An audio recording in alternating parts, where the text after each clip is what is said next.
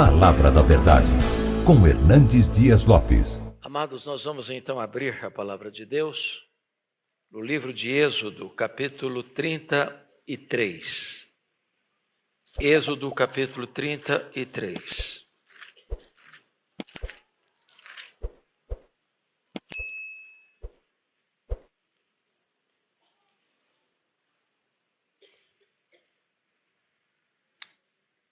Esse texto diz assim: Disse o Senhor a Moisés: Vai, sobe daqui, tu e o povo que tiraste da terra do Egito, para a terra a respeito da qual jurei a Abraão, a Isaque e a Jacó, dizendo: À tua descendência darei. Enviarei o anjo adiante de ti, lançarei fora os cananeus, os amorreus, os heteus, os ferezeus, os heveus e os jebuseus. Sobe para uma terra que emana leite e mel. Eu não subirei no meio de ti, porque és povo de dura cerviz, para que te não consuma eu no caminho. Ouvindo o povo estas más notícias, pôs-se a prantear, e nenhum deles vestiu seus atavios. Porquanto o Senhor tinha dito a Moisés: Dize aos filhos de Israel: És povo de dura cerviz. Se por um momento eu subir no meio de ti, te consumirei. Tira, pois, de ti os atavios, para que eu saiba o que te hei de fazer. Então os filhos de Israel tiraram de si os seus atavios desde o monte Horebe em diante. Ora, Moisés costumava tomar a tenda e armá-la para si fora, bem longe do arraial. Ele chamava a tenda da congregação. Todo aquele que buscava o Senhor saía à tenda da congregação, que estava fora do arraial. Quando Moisés saía para a tenda, fora, todo o povo se erguia, cada um em pé, à porta da sua tenda, e olhavam pelas costas até entrar ele na tenda. Uma vez dentro Moisés da tenda, descia a coluna de nuvem e punha-se à porta da tenda. E o Senhor falava com Moisés. Todo o povo via a coluna de nuvem que se detinha à porta da tenda. Todo o povo se levantava e cada um à porta da sua tenda adorava ao Senhor. Falava o Senhor a Moisés face a face, como qualquer fala a seu amigo. E então voltava Moisés para o arraial. Porém, o moço Josué, seu servidor, filho de Num, não se apartava da tenda. Disse Moisés ao Senhor: Tu me dizes, faze subir este povo, porém, não me deste saber a quem hás de enviar comigo. Contudo disseste: Conheço-te pelo teu nome, também achaste graça aos meus olhos. Agora, pois, se achei graça aos teus olhos, rogo-te que me faça saber neste momento o teu caminho, para que eu te conheça e ache graça aos teus olhos, e considera que esta nação é teu povo. Respondeu-lhe: A minha presença irá contigo, e eu te darei descanso.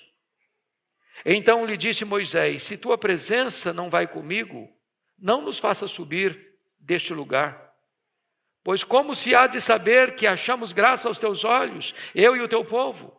Não é porventura em andares conosco de maneira que somos separados, eu e o teu povo, de todos os povos da terra?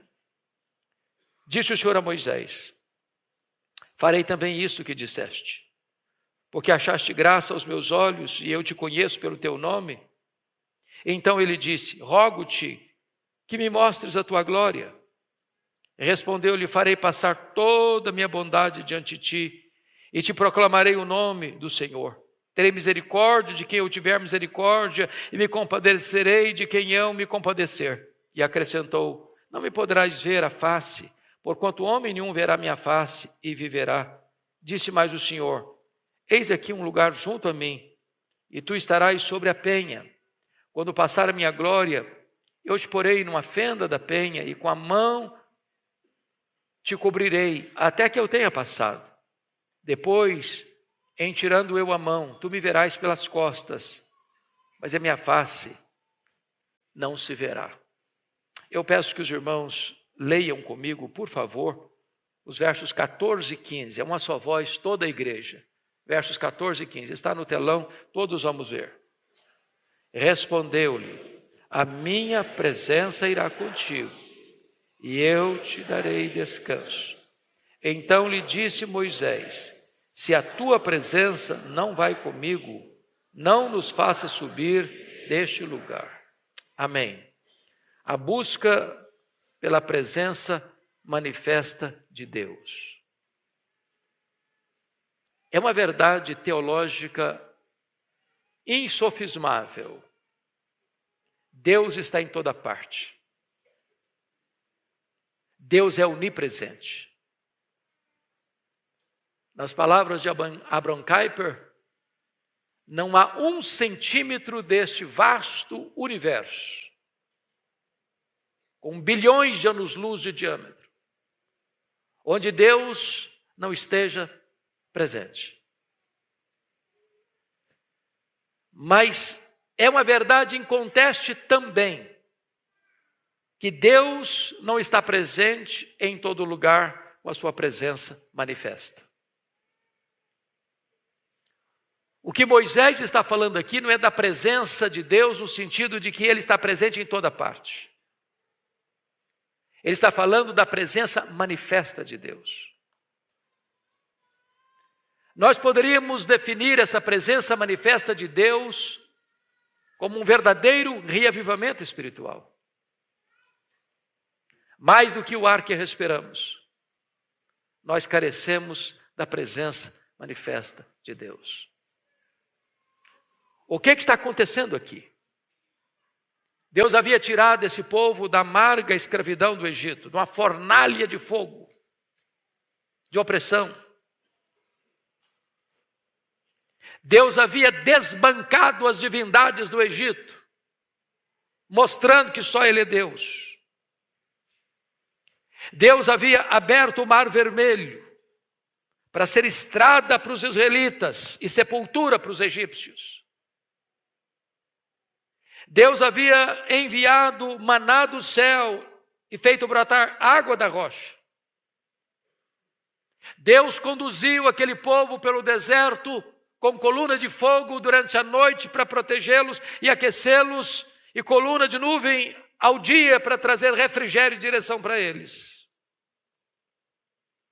Deus havia feito tantos milagres, e não obstante isso, esse povo continua murmurando contra Deus. Agora diz a Bíblia que Moisés sobe ao Sinai e não tem data para voltar. E o povo impacientemente procura Arão, sacerdote, e diz: olha, nós não sabemos onde foi, quando volta, o que aconteceu com Moisés. O nosso líder não está mais entre nós. Precisamos de direção. Então precisamos que você faça deuses, para nós chamarmos de nosso Deus, para nos guiar daqui para frente. E Arão, insensatamente, não confronta o povo, atende a voz do povo, deixando muito claro que a voz do povo nem sempre é a voz de Deus. Deixando claro que nem sempre a maioria está certa.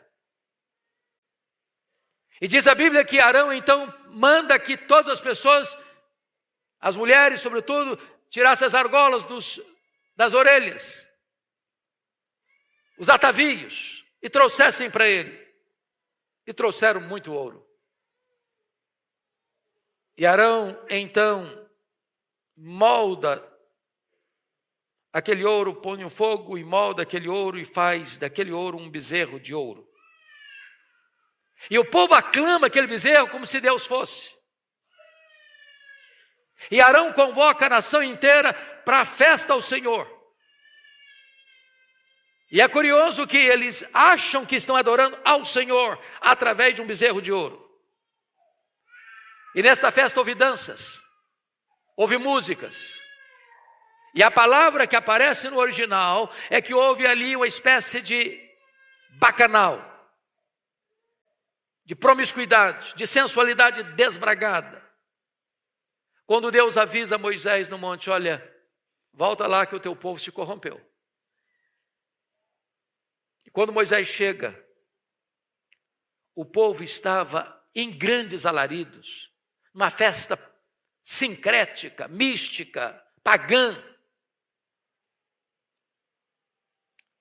E a Escritura diz que Moisés ficou tão aborrecido que joga as tábuas e elas se quebram. E ele pega aquele bezerro de ouro, o destroça e o destrói. O castigo de Deus vem sobre o povo. E Deus toma uma decisão. Disse, olha Moisés, eu vou destruir esse povo. Eu vou começar uma nova nação através de você. E nesse momento Moisés, diz a Bíblia, que entra na brecha da intercessão e diz, meu Deus, poupa esse povo. É o teu povo. Se tu destruíres esse povo, os egípcios vão dizer que tu tinhas mais intenção contra ele para tirá-lo da escravidão do Egito, para matá-lo no deserto. Poupa o teu povo, Senhor. E então, Deus toma uma decisão de retirar a sua presença desse povo. E Deus disse, eu não vou mais com vocês. Se eu andar no meio de vocês, eu vou destruir vocês. Porque esse povo é teimoso. Esse povo não se rende.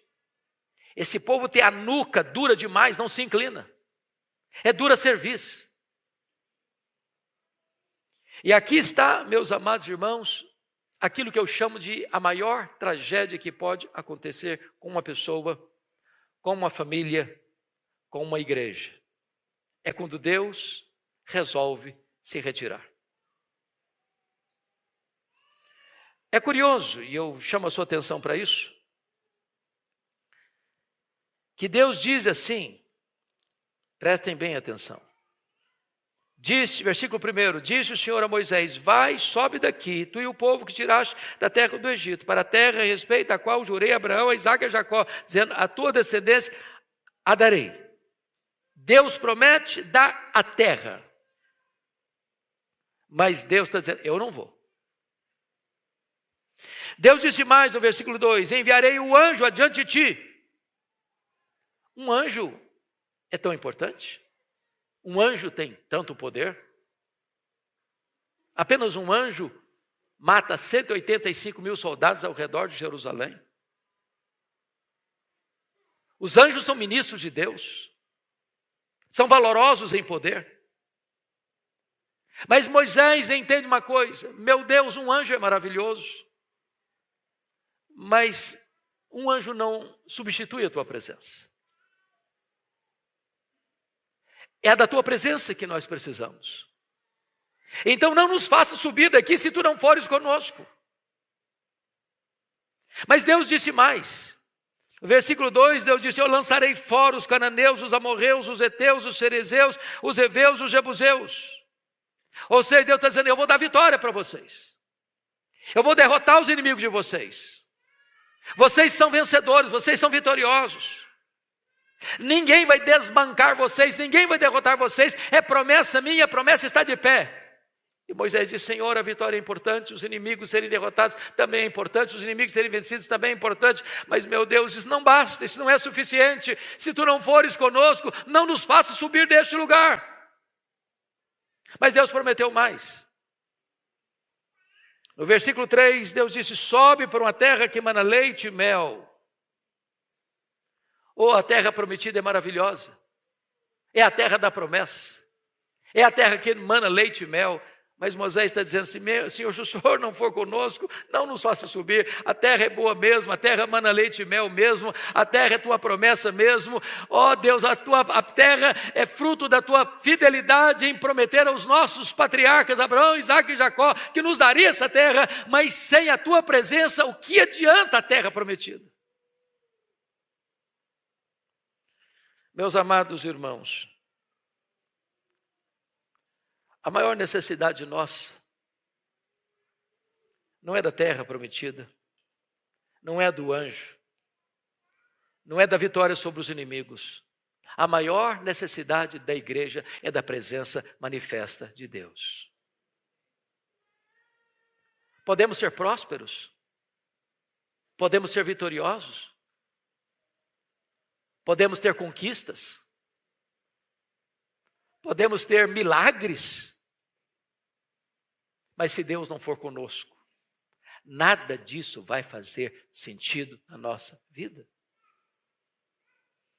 Agora, a grande questão nesse texto, irmãos, é por que a presença de Deus foi embora? Por que a Shekinah de Deus abandonou? Por que a coluna de nuvem não aparecia mais? Por que a glória de Deus não se manifestava mais? Então notem comigo o versículo 3. Quando diz, sobe para uma terra que emana leite e mel, eu não subirei no meio de ti, e vem a explicação, porque és povo de dura cerviz, para que eu não te consuma no caminho. O que impede a presença manifesta de Deus na nossa vida, na nossa casa e na nossa igreja é o pecado.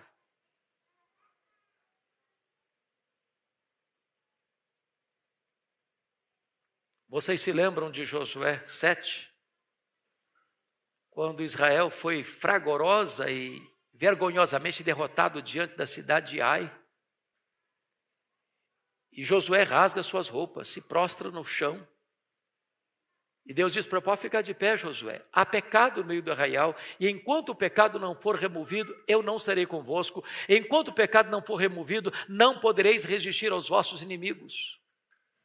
A fraqueza do povo de Deus não tem a ver com as suas limitações físicas ou econômicas ou estratégicas, militares, não. A fraqueza do povo de Deus tem a ver com o pecado. É o pecado que nos enfraquece. Porque é o pecado que nos livra da maior bênção, que é a própria presença do abençoador.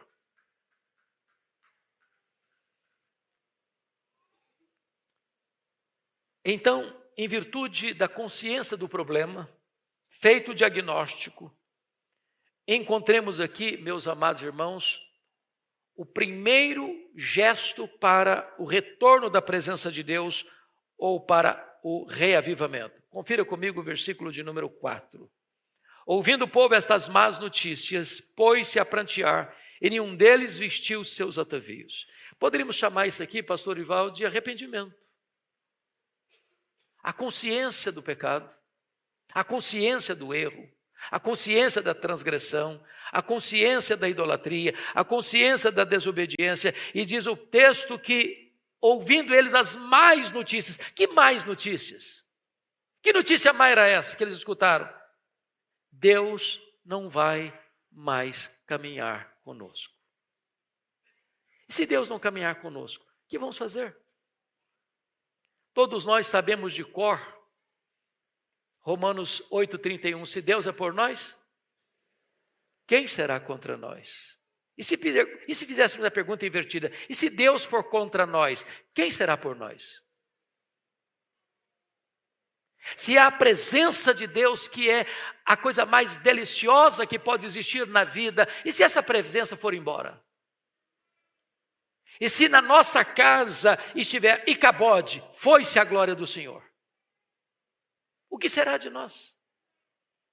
Então coube ao povo um gesto de arrependimento, e o fato é que eles prantearam, eles choraram. Não é apenas um choro emocional, não, é um choro de arrependimento. Mas não basta apenas esta emoção de tristeza, é preciso um gesto prático de arrependimento. É por isso que o verso 4 diz, e nenhum deles vestiu mais os seus atavios, porque esses atavios eram exatamente a ponte entre eles e a idolatria. Eles pegaram esses atavios e fizeram deles uma divindade, um bezerro de ouro, que levou a nação à ruína. Notinha de rodapé. O pecado desta geração pode ser o estímulo para as futuras gerações pecarem mais contra Deus. Porque notem vocês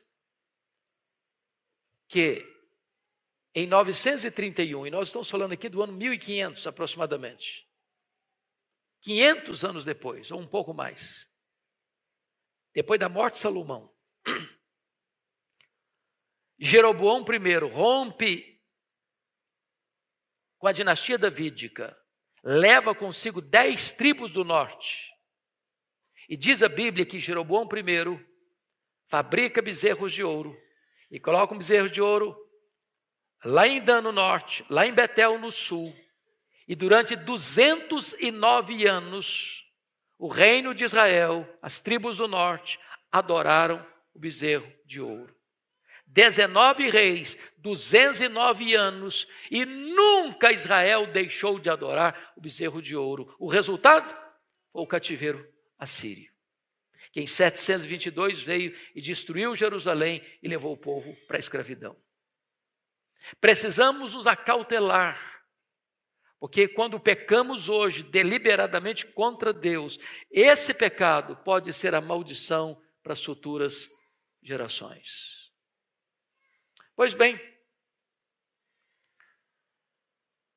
a grande pergunta é: se Deus se retirou, se não estamos sentindo essa presença manifesta de Deus, e preste atenção que as coisas podem estar indo muito bem. É isso mesmo. Aparentemente muito bem. Deus prometeu dar a terra. Deus prometeu um anjo. Deus prometeu vitória sobre os inimigos. Deus prometeu a terra que emana leite e mel. Muita gente diz: que maravilha. Olha que bênção. Olha que coisa maravilhosa. Tem promessa. Tem vitória, tem inimigo derrotado, tem anjo, tem terra que emana leite e mel, é tudo o que precisamos. Mas está faltando o principal: a presença manifesta de Deus. Meu irmão, você pode ter saúde, você pode ser muito próspero em seus negócios, você pode ter sucesso em sua empresa, você pode ser um desses que vão escapar do desemprego de São Paulo. Você pode estar bombando na sua empresa e ganhar muito dinheiro. Você pode estar tomando posse de coisas inimagináveis na vida. Se lhe falta a presença manifesta de Deus, lhe falta tudo. Lhe falta tudo. A grande questão é como recuperar essa presença.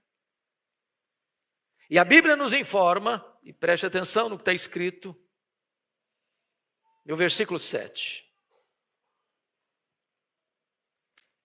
Ora, Moisés costumava tomar a tenda e armá-la para si fora, bem longe do arraial. Ele chamava a tenda da congregação. Todo aquele que buscava o Senhor saía à tenda da congregação que estava fora do arraial. Então a primeira coisa que nós encontramos aqui, meus irmãos, é que Moisés sente o fardo do pecado do povo. E ao sentir o fardo do pecado do povo, ele resolve orar para mudar o quadro, para mudar o diagnóstico. E quando eu olho para a história da igreja, meus irmãos, todas as vezes que a igreja entrou numa crise, talvez até de prosperidade financeira, de riqueza, de sucesso, de tanta coisa, de tantas conquistas, mas faltava a presença de Deus, alguém se levanta com esse fardo e começa a orar. Foi assim em Oxford, em 1739, com John Wesley e George Whitefield. Foi assim em 1904, com Evan Roberts, no país de Gales. Foi assim em 1857, com Jeremias Lampier, em Nova York. Foi assim com Zinzendorf, lá na Alemanha, em 1723. Foi assim na Coreia, em 1907. Se nós queremos a presença manifesta de Deus, precisamos orar. Precisamos orar.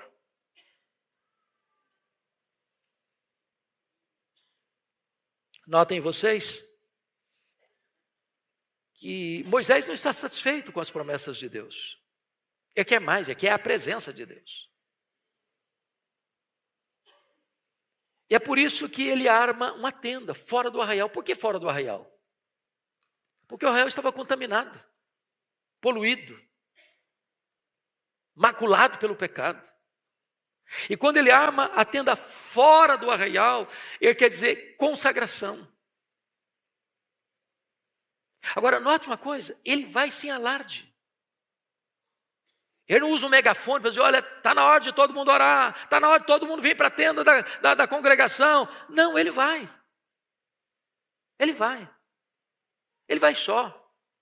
Vai sem alarde, vai sem propaganda, vai sem holofote, vai sem palco, vai sem luzes da ribalta. Todo aquele que buscava o Senhor ia para lá orar com ele. Agora, note uma coisa. Não espere que toda a congregação veja o exemplo da liderança e siga a liderança. Não espere. Aliás, note vocês, os avivamentos começaram com uma pessoa. De repente alguém vai. Alguém se aproxima. Eu tive, pastor Ival, presbítero Cera, uma experiência muito marcante quando eu estava no seminário, no 4º ano. Eu me considerava um aluno muito aplicado. Tirava excelentes notas. Era estudioso até porque eu não tinha nenhuma habilidade para esporte, então não adiantava ir lá para o campo, porque ninguém me escolhia mesmo. Era reserva dos pernetas. Falou, então vou estudar. O jeito é estudar. Até que eu vou pregar em Franca. E uma jovem, numa reunião da mocidade, me fez uma pergunta que eu nunca esperava que alguém fosse me fazer. Ela disse, bom, você é seminarista e tal, mas como é que está a sua vida com Deus? Eu não esperava jamais que alguém me fizesse essa pergunta. E eu disse para ela, olha, na verdade, eu acho que está bem, mas eu acho que eu não tenho buscado a Deus como eu precisaria buscar. E lá no seminário, naquela época, tinha uma sala de oração. Tinha uns móveis velhos lá, uns sofás bem antigos. E eu tomei a decisão de ir sozinho para lá orar. Todo dia. Gastava ali 1 hora orando. Lia a Bíblia, ajoelhava e orava. Sozinho, sem falar nada para ninguém. Daqui a pouquinho, um colega me viu e foi comigo. Depois outro colega viu e foi comigo. Outro colega viu e foi comigo. Daqui a pouquinho aquela sala estava cheia. Daqui a pouquinho, um colega que nunca tinha entrado no meu quarto, batia a porta, falou, posso falar com você? Abriu o coração e chorava e orávamos juntos. E Deus foi derramando a sua graça de uma maneira tão linda. Porque às vezes nós temos uma vida comum, tocamos a vida, está tudo bem, saúde, prosperidade, família bem, os negócios bem, a igreja bem. E está bem. Tem terra, tem anjo, tem promessa, tem vitória. E às vezes deixamos de entender que a maior necessidade de nós é da presença manifesta de Deus. Agora, quando Deus vê Moisés na tenda, buscando a presença dele, diz que a coluna de nuvem estava lá. A presença de Deus voltou. Voltou onde? Onde havia gente buscando a face de Deus. Querendo Deus. Gente que queria mais do que as bênçãos de Deus. Gente que queria Deus. E diz o texto que as pessoas ficavam na porta da sua tenda, olhando Moisés. Elas não iam, mas olhavam. Elas viam.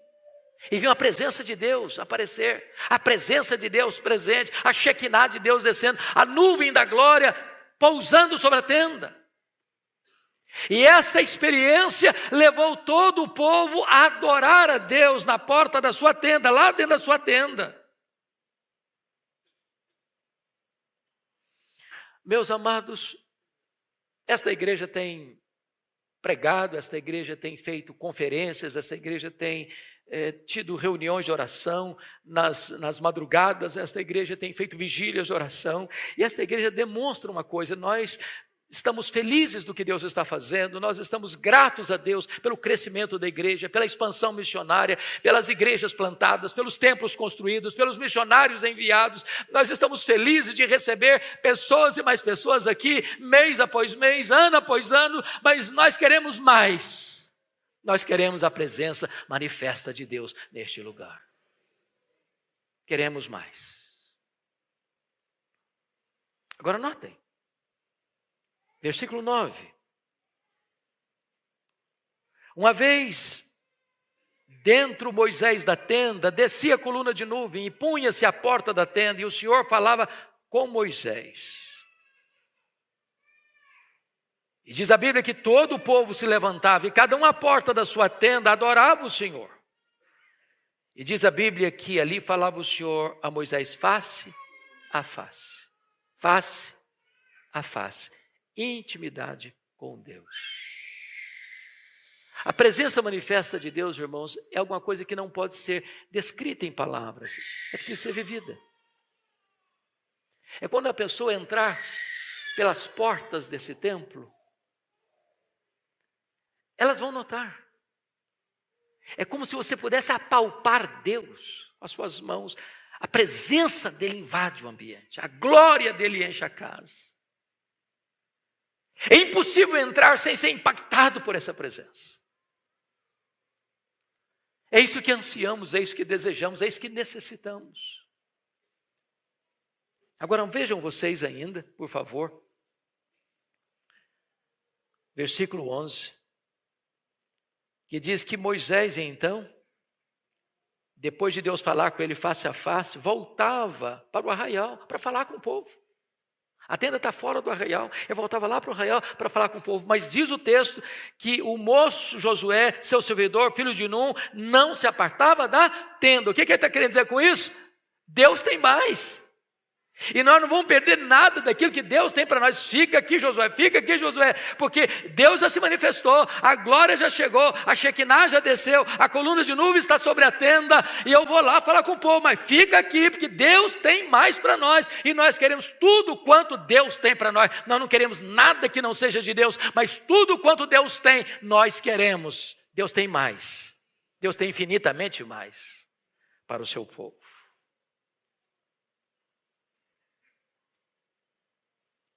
Agora, veja comigo, por favor, o versículo 12. Disse Moisés ao Senhor: Tu me dizes, faze subir este povo, porém não me deste saber a quem hás de enviar comigo. Deus já tinha dito que era o anjo, mas ele está querendo mais. Conheço-te pelo teu nome. Também achaste graça aos meus olhos. Deus havia dito para ele: Ô Moisés, eu conheço você pelo nome. Ô Moisés, você já achou graça aos meus olhos.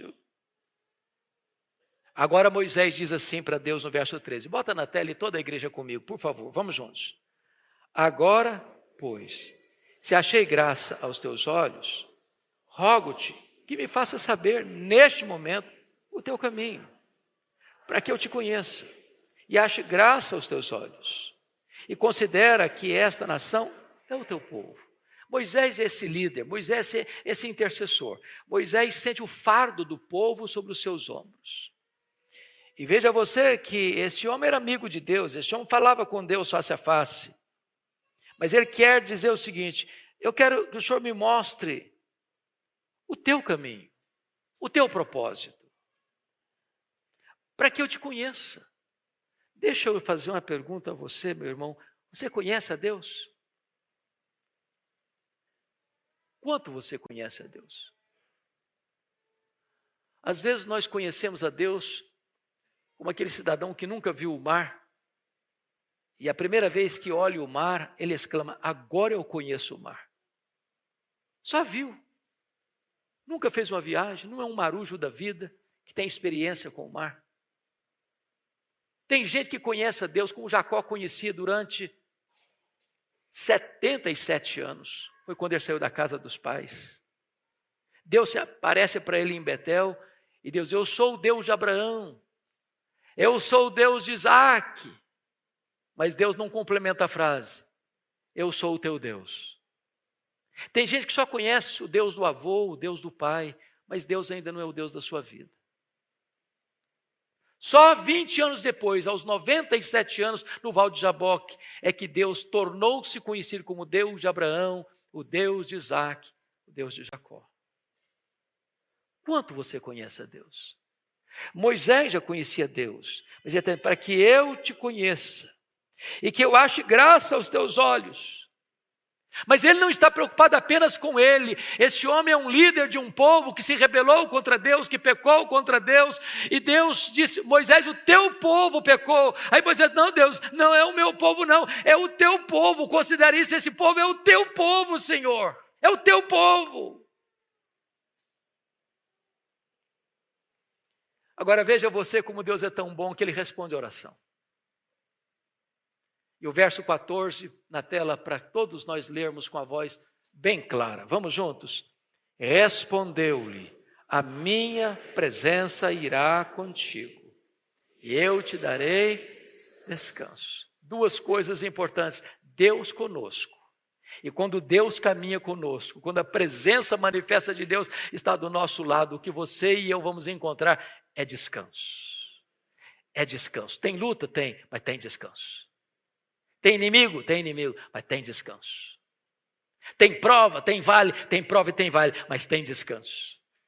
Esse descanso não é o descanso que você encontra numa noite de sono e nem nos calmantes da vida. Esse descanso é o descanso da presença de Deus com você. Eu te darei descanso, Moisés. Então, Moisés, no verso 15 diz, todos nós, verso 15. Então, lhe disse Moisés, se a tua presença não vai comigo, não nos faça subir deste lugar. Se Deus não for conosco, se a presença dele não for conosco, não podemos nos mover. Não podemos nos movimentar, não podemos entrar em nenhum projeto, não podemos fazer nenhuma jornada. A maior necessidade da igreja é da presença de Deus com ela. Mas Moisés é um homem que tem tanto desejo de Deus que vai por etapas. Deus, é a tua presença, Senhor. Depois que Deus garantiu que eu vou com você, diz, agora Deus, faz o seguinte, mostra-me a tua glória. Eu quero mais, eu anseio mais, tem mais. E tudo que o Senhor tem, eu quero. Você tem ansiado pela glória de Deus? Você deseja a glória de Deus? Você deseja contemplar a Deus no seu fulgor, na sua beleza, na sua majestade? Deus, olha, Moisés, eu não vou mostrar minha glória não, porque ninguém pode ver minha face e continuar vivo. Mas eu vou mostrar para você a minha bondade. E Deus colocou numa fenda, e Deus passou, e Deus cobriu com a mão. Numa linguagem antropomórfica, ele viu Deus pelas costas, porque não podia ver a sua face. Mas hoje você e eu podemos ver a face de Deus. Porque você vê a face de Deus na face de Cristo. E você olha para Jesus. E você vê Deus em Jesus. Ele é a exata expressão do ser de Deus. Ele é o resplendor da glória. Ele e nele habitou corporalmente toda a plenitude da divindade. Quando você vê Jesus, você vê Deus na sua glória. Diz a Bíblia que o Verbo se fez carne e habitou entre nós, cheio de graça e de verdade. E vimos a sua glória, glória como do unigênito do Pai. E hoje, amados, nós estamos aqui, desejosos mais do que nunca dessa presença manifesta de Deus. Estamos indo para Canaã, não a Canaã celeste, a Canaã celestial. Essa é a verdadeira terra que emana leite e mel. Aqui tem inimigos. Aqui tem perigos, mas se Deus for conosco, nós caminharemos vitoriosamente. E a promessa de Deus é essa, Ele vai segurar você pela sua mão direita, vai guiar você com o seu conselho eterno e vai receber você na glória. Lá é o nosso destino e é para lá que caminhamos E precisamos da presença manifesta de Deus. Quem anseia essa presença manifesta de Deus na sua vida?